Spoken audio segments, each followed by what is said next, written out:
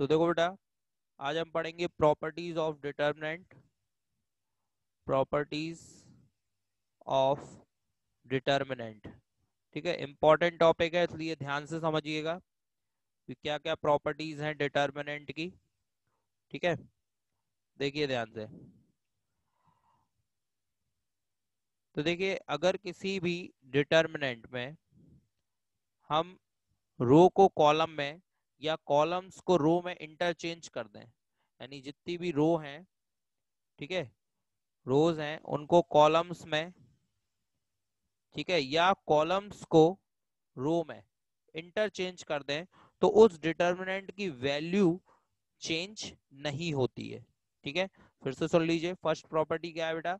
अगर किसी डिटर्मिनेंट की सभी रो को कॉलम में या कॉलम को रो में चेंज कर दिया जाए तो उस डिटर्मिनेंट की वैल्यू चेंज नहीं होती है।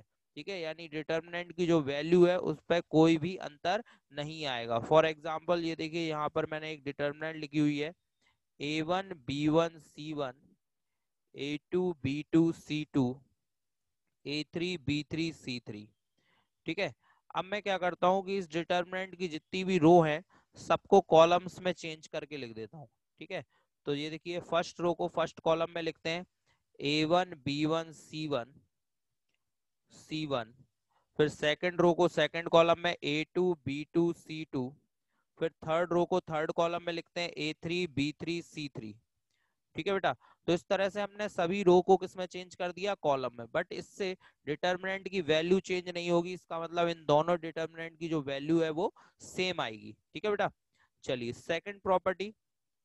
सेकंड प्रॉपर्टी है कि अगर किसी डिटर्मिनेंट की किन्हीं दो रो या दो कॉलम्स को आपस में इंटरचेंज किया जाए, ठीक है, टू रोज और टू कॉलम्स, ठीक है, किसी दो रो या दो कॉलम को आपस में इंटरचेंज करें, for example A1 B1 C1 A2 B2 C2 A3 B3 C3। अब टू रो या टू कॉलम को आपस में इंटरचेंज करना है, इसका मतलब क्या हुआ कि जैसे मान लीजिए यहाँ पर टू रो R1 और R2 ले लिया हमने। ठीक है, R1 और R2 को हम इंटरचेंज कर रहे हैं, यानी R1 interchange R2, R1 R2 को आपस में इंटरचेंज कर रहे हैं, तो क्या होगा बेटा? R1 की जगह R2 आ जाएगा। ठीक है ना, तो इसको इस तरह से लिख सकते हैं। ये देखिए, जो R2 रो है वो R1 के प्लेस पर लिखिए, यानी A2 B2 C2। ठीक है, और R1 रो को R2 के प्लेस पर लिखिए, तो A1 B1 C1, और बाकी third row as it is रहेगी बेटा। ठीक है, थर्ड रो को ऐसा ही रखिए। बस हमने क्या किया, जो सेकंड रो थी उसे फर्स्ट के प्लेस पर लिख दिया और जो फर्स्ट रो है उसे सेकंड के प्लेस पर लिख दिया। इससे क्या होगा, डिटर्मिनेंट की वैल्यू तो चेंज नहीं होगी बट उसका साइन चेंज हो जाएगा बेटा। डिटर्मिनेंट की वैल्यू अनचेंज रहेगी बट उसका साइन चेंज हो जाएगा। ये देखिए आगे माइनस आ गया। ठीक है, जब हमने दो रो को आपस में चेंज किया तो क्या हुआ, वैल्यू तो अनचेंज रही बट साइन चेंज हो गया, यहाँ पर माइनस आ गया। अगर फिर से ऐसा करें हम लोग, फिर से हम R2 और R3 को चेंज करें तो फिर माइनस आएगा और माइनस माइनस प्लस हो जाएगा। ऐसे ही किसी भी दो कॉलम को भी चेंज करेंगे, अगर आपस में दो कॉलम को भी चेंज करेंगे तो वहां पर भी माइनस का साइन आ जाएगा बेटा। पहले में हमने क्या किया था, सारी रो को कॉलम में चेंज किया था। अब सेकंड में क्या कर रहे हैं, दो रो को आपस में चेंज कर रहे हैं, यानी फर्स्ट रो सेकंड रो या सेकंड रो थर्ड रो। ठीक है, इस तरह से टू रोज को आपस में चेंज किया जा रहा है या टू कॉलम्स को। ठीक है, तो ये ध्यान रखिए बेटा, तब साइन चेंज हो जाएगा लेकिन वैल्यू पर कोई इफेक्ट नहीं पड़ेगा, यानी वैल्यू जो है वो अनचेंज्ड ही रहेगी बेटा। ठीक है बेटा, तो थर्ड प्रॉपर्टी देखिए बेटा। थर्ड प्रॉपर्टी में अगर डिटर्मिनेंट में कोई भी टू रो या टू कॉलम सेम है, ठीक है, कोई भी टू रोज या टू कॉलम सेम आ रहे हैं, जैसे कि मान लीजिए फर्स्ट रो में मैं लिख रहा हूं A1 B1 C1 और सेकंड रो में भी मैं यही लिख दूं A1 B1 C1, है ना, तो क्या हो गया, फर्स्ट रो और सेकंड रो सेम हो गई बेटा, कॉरेस्पॉन्डिंग एलिमेंट सेम है तो दोनों रो same कहलाएंगी, A1 B1 C1 A1 B1 C1। और थर्ड रो जैसी थी वैसी की वैसी लिखी रहने दी हमने A3 B3 C3। तो इस डिटर्मिनेंट की वैल्यू बेटा जीरो हो जाएगी। यानी किसी भी डिटर्मिनेंट में अगर टू रो या टू कॉलम्स के कॉरेस्पॉन्डिंग एलिमेंट सेम है, ठीक है, 2 रो या 2 कॉलम्स के कॉरस्पॉन्डिंग एलिमेंट सेम है तो उस डिटर्मिनेंट की वैल्यू बेटा 0 हो जाती है। ठीक है, क्लियर? तो याद रखिए, कोई भी 2 रो सेम आ जाए या 2 कॉलम सेम आ जाए तो उस डिटर्मिनेंट की वैल्यू बेटा 0 हो जाएगी। ठीक है, नेक्स्ट फोर्थ देखते हैं बेटा। फोर्थ में अगर किसी डिटर्मिनेंट की एक रो या एक कॉलम के सारे एलिमेंट 0 हो जाए, ठीक है, ये देखिए मैं ना फर्स्ट कॉलम के सारे एलिमेंट 0 कर देता हूँ। ये देखिए फर्स्ट कॉलम के सारे एलिमेंट हमने 0 कर दिए, बाकी ऐसा ही रहने दो, A1 B1 C1 A2 B2 C2। ठीक है, तो अगर किसी भी एक रो या एक कॉलम के सारे एलिमेंट 0 हो जाए तो उस डिटर्मिनेंट की वैल्यू भी 0 हो जाती है। तो देखो दो केस यहाँ पे हो गए। पहला, अगर कोई भी 2 कॉरस्पॉन्डिंग रो या 2 कॉलम सेम आ जाए, 2 रो या 2 कॉलम सेम हो जाए तो उस डिटर्मिनेंट की वैल्यू 0 लिख देंगे हम डायरेक्ट। और अगर किसी डिटर्मिनेंट की किसी एक रो या एक कॉलम, किसी एक रो या एक कॉलम के सारे एलिमेंट 0 हो जाए तब भी हम उस डिटर्मिनेंट की वैल्यू को बेटा 0 रख देंगे। ठीक है बेटा, लास्ट प्रॉपर्टी देखो, अगर मान लीजिए किसी डिटर्मिनेंट कि किसी एक रो या एक कॉलम में किसी नंबर का मल्टीप्लिकेशन है, जैसे कि मान लीजिए यहाँ पे हमने लिख दिया KA1 KB1 KC1। ठीक है, और बाकी A2 B2 C2 as it is, और A3 B3 C3 भी एज इट इज। ठीक है, तो अगर किसी एक रो या एक कॉलम में किसी नंबर का मल्टीप्लाई है तो उसका मल्टीप्लाई पूरी डिटर्मिनेंट में हो जाएगा, यानी के हम कॉमन लेके बाहर निकाल लेंगे और फिर डिटर्मिनेंट में हम लिखेंगे यहाँ पर A1 B1 C1 A2 B2 C2 and A3 B3 C3। ठीक है, तो क्या किया हमने यहाँ पर k का मल्टीप्लाई पूरी डिटर्मिनेंट में हो गया बेटा। तो इसका मतलब कि अगर कोई भी नंबर किसी एक रो या एक कॉलम में है तो उसे हम यहाँ पर कॉमन ले सकते हैं, बाहर निकाल सकते हैं। ऐसे ही जब मल्टीप्लाई भी करेंगे, मान लो इस k का मल्टीप्लाई कर रहे हैं तो हम किसी एक रो या एक कॉलम में ही करेंगे, किसी भी रो में कर दो। जरूरी नहीं है कि आपने इसको R1 में से यानी कि फर्स्ट रो में से कॉमन लिया था तो आप इसका मल्टीप्लाई भी फर्स्ट रो में ही करोगे, नहीं, आप इसका मल्टीप्लाई फर्स्ट कॉलम में भी कर सकते हो, आप इसका मल्टीप्लाई फर्स्ट सेकंड कॉलम में भी कर सकते हो या सेकंड रो में कर सकते हो। तो इस के का मल्टीप्लाई आप किसी भी रो या कॉलम में करोगे, लेकिन किसी एक रो या एक कॉलम में ही करना है। मैट्रिक्स जैसा नहीं, मैट्रिक्स में अगर किसी नंबर का मल्टीप्लाई करते थे तो पूरी मैट्रिक्स में होता था, लेकिन यहाँ ऐसा नहीं करना है। मैं यहाँ पर अगर हम किसी नंबर का मल्टीप्लाई कर रहे हैं तो वो केवल एक रो या एक कॉलम में ही होगा। ठीक है, और अगर कॉमन ले रहे हैं तब भी हम किसी एक रो या एक कॉलम में से ही कॉमन लेंगे बेटा। ठीक है, तो ये चीज ध्यान रखिएगा, फिर से मैं बता देता हूं। तो फर्स्ट प्रॉपर्टी क्या थी बेटा, कि अगर हम किसी डिटर्मिनेंट की सारी रो को कॉलम में चेंज कर दें तो उस डिटर्मिनेंट की वैल्यू में कोई चेंज नहीं आता है। ठीक है, सारी रो को कॉलम में या कॉलम्स को रो में इंटरचेंज कर दें तो वहां पर हमें डिटर्मिनेंट की वैल्यू में कोई चेंज नहीं आता है। दूसरी प्रॉपर्टी थी कि अगर हम कोई दो रो या दो कॉलम्स को आपस में चेंज करें, ठीक है, जैसे हमने यहाँ पे R1 R2 को आपस में चेंज किया तो क्या हुआ, यहाँ पे वैल्यू में तो कोई चेंज नहीं आया लेकिन साइन चेंज हो गया बेटा, माइनस आ गया। जब हमने R1 R2 को आपस में चेंज किया तो वैल्यू तो अनचेंज रही, बट यहाँ पर क्या आ गया बेटा, माइनस आ गया यहाँ पर, यानी साइन चेंज हो जाएगा अगर दो रो या दो कॉलम्स को आपस में चेंज कर रहे हैं तो। इसके बाद फिर हमने बताया अगर किसी डिटर्मिनेंट की कोई भी दो रो या दो कॉलम सेम आ रहे हैं, कोई भी दो रो या दो कॉलम सेम है तो उस डिटर्मिनेंट की वैल्यू 0 हो जाएगी। ये देखिए फर्स्ट रो और सेकंड रो यहाँ पे सेम है, फर्स्ट रो और सेकंड रो सेम है तो इस डिटर्मिनेंट की वैल्यू बेटा 0 हो जाएगी। ठीक है, इसके बाद किसी भी डिटर्मिनेंट में अगर एक रो या एक कॉलम के सारे एलिमेंट 0 हैं, ठीक है, एक रो या एक कॉलम के सारे एलिमेंट 0 हैं तब भी उस डिटर्मिनेंट की वैल्यू बेटा 0 हो जाएगी। फिर मैंने बताया फिफ्थ, अगर किसी नंबर का मल्टीप्लाई किसी एक रो या एक कॉलम में है, अगर किसी नंबर का मल्टीप्लाई किसी एक रो या एक कॉलम में है तो वो हम कॉमन निकाल सकते हैं बेटा। और इसी तरीके से अगर किसी नंबर का मल्टीप्लाई करना है तो वो भी एक रो में होगा या एक कॉलम में ही होगा, पूरे में एक साथ नहीं करते। ठीक है, मैट्रिक्स और डिटर्मिनेंट में ये डिफरेंस है। मैट्रिक्स में जब मल्टीप्लाई होता है तो पूरे एलिमेंट्स में होता है, लेकिन जब डिटर्मिनेंट में मल्टीप्लाई करते हैं या डिवाइड करते हैं तो वहां पे किसी एक रो या एक कॉलम में ही वो मल्टीप्लाई या डिवाइड होगा बेटा। ठीक है, चलिए अब एक्सरसाइज स्टार्ट करते हैं बेटा। तो देखो ध्यान से, एक्सरसाइज 4.2 का क्वेश्चन नंबर फर्स्ट देखिए बेटा। क्वेश्चन नंबर फर्स्ट में गिवन है using the property of determinant and without expanding prove that. ठीक है, केवल हमें डिटर्मिनेंट की प्रॉपर्टीज का यूज करके हमें प्रूफ करना है बेटा। तो डिटर्मिनेंट गिवन है बेटा x Y z a b c x plus a y plus b and z plus c. ठीक है, इक्वल में 0 प्रूफ करना है हमें।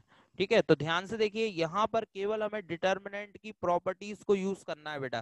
ठीक है, यहाँ पर एक्सपेंड नहीं करना है आपको। ठीक है, ध्यान रखिए। तो बिना एक्सपेंड किए कैसे प्रूफ करें, ये देखो ध्यान से। तो यहाँ पर हम क्या करेंगे, ये जो कॉलम्स या रो है, ठीक है, यहाँ पर रो कॉलम ऑपरेशन लगाएंगे, रो कॉलम ट्रांसफॉर्मेशन, जैसा कि एक बार मैट्रिक्स में भी हम लोगों ने किया था इनवर्स फाइंड आउट करने के लिए। ठीक है, वैसा ही यहाँ पर डिटर्मिनेंट में भी करेंगे, लेकिन डिटर्मिनेंट में आप रो ऑपरेशन लगाओ या कॉलम ऑपरेशन कोई फर्क नहीं पड़ता है। ऑपरेशंस क्या होते हैं बेटा, जैसे कोई दो रो को आपस में ऐड कर सकते हैं आप, दो रो को आपस में सब्ट्रैक्ट कर सकते हैं, दो कॉलम्स को आप आपस में ऐड कर सकते हैं, दो कॉलम्स को आप आपस में सब्ट्रैक्ट कर सकते हैं। लेकिन ध्यान रखिए, दो रो का आप मल्टीप्लाई नहीं कर सकते, दो रोज को आप डिवाइड नहीं कर सकते, दो कॉलम्स का आप मल्टीप्लाई नहीं कर सकते, दो कॉलम्स को आप डिवाइड नहीं कर सकते हैं बेटा। ठीक है, तो कॉलम्स को या रो को आप आपस में ऐड और सब्ट्रैक्ट कर सकते हैं, मल्टीप्लाई डिवाइड नहीं कर सकते हैं। ठीक है, तो ध्यान दीजिए कि अगर हम इसमें थर्ड कॉलम में से सेकंड कॉलम को माइनस कर दें बेटा, ध्यान दो, थर्ड कॉलम में से अगर सेकंड कॉलम को माइनस कर दें तो क्या चेंज होगा, ध्यान दो। तो ये देखो C3 माइनस C2। अब ध्यान दीजिए, थर्ड में से सेकंड को माइनस कर रहा है तो केवल थर्ड चेंज होगा, तो यहां हमने लिखा C3 चेंज। ठीक है, ये चेंज का साइन होता है, C3 change C3 minus C2, यानी हम किसको चेंज कर रहे हैं बेटा, C3 को। तो C2 चेंज नहीं होगा बेटा। ठीक है, C2 एज इट इज रहेगा, बस C3 चेंज होगा। और C3 को कैसे चेंज करना है कि C3 में से C2 को माइनस करके जो आए वो लिख देना है। ठीक है ना, तो ध्यान दीजिए, ये देखिए कितना आ रहा है, C1 एज इट इज रहेगा बेटा, C1 में कोई चेंज नहीं आएगा, C1 as it is X Y Z. C2 भी एज इट इज, C2 में भी कोई चेंज नहीं आ रहा है, केवल C3 में चेंज आएगा। और C3 में हम क्या करेंगे, C3 में से C2 को माइनस करके लिख देंगे। तो ये देखिए x प्लस ए है, इसमें से a को माइनस करके लिखेंगे, C2 में a लिखा हुआ है, a को माइनस करके लिखेंगे। फिर y प्लस बी है, इसमें से b को माइनस करके लिखेंगे, यहाँ पे b लिखा हुआ है तो b माइनस। फिर z प्लस c है, तो इसमें से c को माइनस करके लिखेंगे बेटा। ठीक है, अब आप देखिए यहाँ पे a से a कैंसिल हो रहा है, b से b कैंसिल हो रहा है और c से c कैंसिल हो रहा है। तो a से a, b से b और c से c को कैंसिल कर दीजिए बेटा। जब ये कैंसिल हो जाएंगे तो देखो कितना बच रहा है अब, तो ये वैल्यू आ जाएगी बेटा डिटर्मिनेंट में। फर्स्ट कॉलम में देखो क्या लिखा हुआ है, x Y z, second column में a b c as it is. अब थर्ड कॉलम में देखो क्या बच रहा है, थर्ड कॉलम में भी बचा एक्स वाई जेड। और अब आप देख रहे हो कि यहाँ पे फर्स्ट कॉलम और सेकंड कॉलम सेम आ रहा है ना, फर्स्ट कॉलम और सेकंड कॉलम कैसा है बेटा, सेम है। तो इसलिए इस डिटर्मिनेंट की वैल्यू क्या हो जाएगी बेटा, 0, क्योंकि अभी हमने प्रॉपर्टीज में आपको बताया कि अगर कोई भी दो रो या दो कॉलम्स के कॉरस्पॉन्डिंग एलिमेंट सेम हो तो उस डिटर्मिनेंट की वैल्यू 0 होती है। तो इस डिटर्मिनेंट की वैल्यू हम प्रॉपर्टीज की हेल्प से डायरेक्ट क्या लिख सकते हैं, 0, क्योंकि यहाँ पे फर्स्ट कॉलम और थर्ड कॉलम के जो एलिमेंट्स हैं वो यहाँ पे सेम है बेटा। ठीक है बेटा, चलिए अब क्वेश्चन नंबर 2 देखते हैं। क्वेश्चन नंबर 2, क्वेश्चन नंबर 2 में भी आपको डिटर्मिनेंट गिवन है बेटा। इसमें दिए हुए element a minus b, b minus c, c minus a, फिर b minus c, c minus a and a minus b. इसके बाद c minus a minus b and b minus c. और यहाँ पर भी हमें 0 प्रूफ करना है बेटा। ठीक है, क्या लाना है, 0। तो वो भी प्रॉपर्टीज की हेल्प से लाना है बेटा, एक्सपेंड हमें यहाँ पर भी नहीं करना है। ठीक है, तो देखो कैसे प्रूफ करेंगे 0 यहाँ पर प्रॉपर्टीज की हेल्प से। तो ये देखिए ऑपरेशन लगा रहा है C1 change C1 plus C2 plus C3। मैंने बताया आप कॉलम्स को आपस में ऐड कर सकते हैं, रो को आपस में ऐड कर सकते हैं, सब्ट्रैक्ट कर सकते हैं। ठीक है, तो C1 में मैं C2 और C3 को ऐड कर रहा हूँ, C1 में C2 और C3 को ऐड कर रहा हूँ, तो केवल C1 चेंज होगा, C2 और C3 चेंज नहीं होंगे। ठीक है, केवल C1 में C2 और C3 को ऐड करना है मैं। ठीक है, तो ध्यान से देखिए, C1 यहाँ पे कितना है, A माइनस बी। ठीक है, इसको ऐड करके लिखो तो plus b minus c plus c minus a. ठीक है, इसी तरीके से इनको ऐड करो, b minus c plus c minus a plus a minus b. इसी तरीके से इनको ऐड करो, c minus a plus a minus b plus b minus c. ठीक है बेटा, तो इनको हमने ऐड करके लिख दिया, बाकी सब कुछ एज इट इज रहेगा। ठीक है, B minus c minus a minus B, C minus a minus B minus c. ठीक है, बाकी सब कुछ एज इट इज। ठीक है, क्योंकि C2 और C3 में कोई चेंज नहीं आएगा, क्योंकि केवल C1 को चेंज कर रहे हैं, और कैसे चेंज किया, उसमें C2 और C3 को ऐड करके लिख दिया। ठीक है बेटा, अब यहाँ पे देखो, ये देखो सब कैंसिल हो रहा है, ए से ए कैंसिल, सी से सी कैंसिल, बी से बी, यहाँ पर भी तीनों को कैंसिल कर दीजिए, ये भी सब कैंसिल होगा बेटा। तो यहाँ पर जो फर्स्ट वाला कॉलम है, इस फर्स्ट कॉलम के सारे एलिमेंट बेटा जीरो हो जाएंगे। ठीक है, तो फर्स्ट कॉलम के सारे एलिमेंट क्या आ गए बेटा, 0 0 0।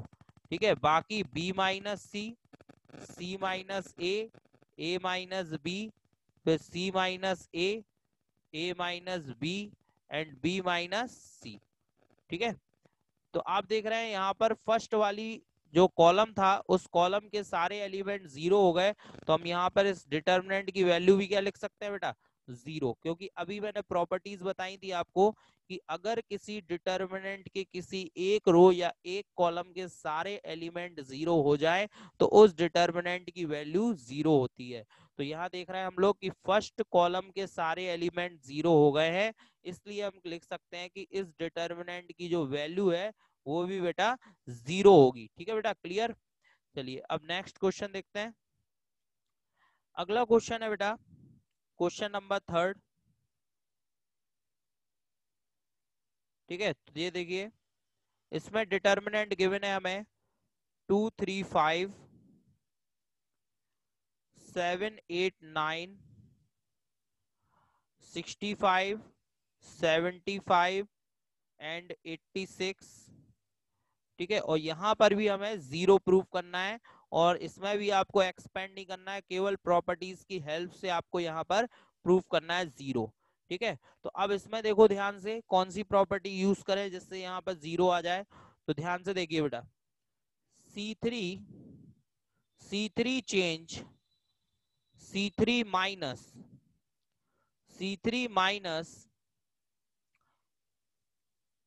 9C2। ठीक है, क्या कर रहे हैं हम लोग, C3 change C3 minus 9C2, यानी कि जो C2 है इसको हम C3 में से माइनस कर रहे हैं, लेकिन डायरेक्ट माइनस नहीं कर रहे बेटा, इसके सारे एलिमेंट में 9 का मल्टीप्लाई करके फिर माइनस करेंगे। ठीक है, ऐसा हम कर सकते हैं, किसी भी एक नंबर का मल्टीप्लाई करके या डिवाइड करके हम किसी कॉलम को या किसी रो को किसी दूसरे कॉलम या दूसरी रो में से माइनस कर सकते हैं। लेकिन ध्यान रखिए, इसका मतलब ये नहीं है कि C2 चेंज होगा, C2 में कोई चेंज नहीं होगा, C2 जैसा है वैसा का वैसा ही रहेगा, केवल चेंज होगा वो होगा C3। ठीक है, केवल C3 चेंज होगा, C2 में कोई भी चेंज नहीं आएगा बेटा। ठीक है, तो देखिए कितना आएगा, देखिए ध्यान से, C2 में कोई चेंज आना नहीं है, C1 में कोई चेंज आना नहीं है, तो C1 एज इट इज रहेगा बेटा, C2 भी एज इट इज रहेगा, केवल C3 को चेंज करो। तो 65 माइनस, ये देखिए 9C2, तो C2 में कितना लिखा है 7, 9 का मल्टीप्लाई किया, 9 7 63, तो 63 माइनस, फिर अगला है 75 माइनस, ये देखो यहाँ कितना लिखा है 8, 8 में 9 का मल्टीप्लाई करो 72, तो 72 आ जाएगा। फिर कितना लिखा है 86, यहाँ कितना लिखा है 9, 9 में 9 का मल्टीप्लाई किया तो 81, तो यहाँ पर 81 आज माइनस हो जाएगा बेटा। अब जरा सॉल्व करके देखो कितना आ रहा है बेटा। तो ये देखिए, first column as it is रहेगा 2 3 5, सेकंड कॉलम भी एज इट इज रहेगा 8 7 8 9। ठीक है बेटा, और इसके बाद यहाँ पर माइनस करेंगे 65 में से 63, तो 2 बचा, 75 में से 72 तो 3 बचा, और 86 में से 81 माइनस किया तो यहाँ पर 5 आ गया बेटा। ठीक है बेटा। अब आप देख रहे होगे यहाँ पर कि दो कॉलम यहाँ पर सेम आ गए हैं, C1 कॉलम और C3 कॉलम, दोनों कॉलम सेम है, 235 235। तो इसलिए इस डिटर्मिनेंट की वैल्यू क्या होगी बेटा, 0। अगर किसी भी डिटर्मिनेंट में दो कॉलम या दो रो सेम आ जाए तो उस डिटर्मिनेंट की वैल्यू 0 होती है बेटा। ठीक है बेटा, क्लियर हो गया।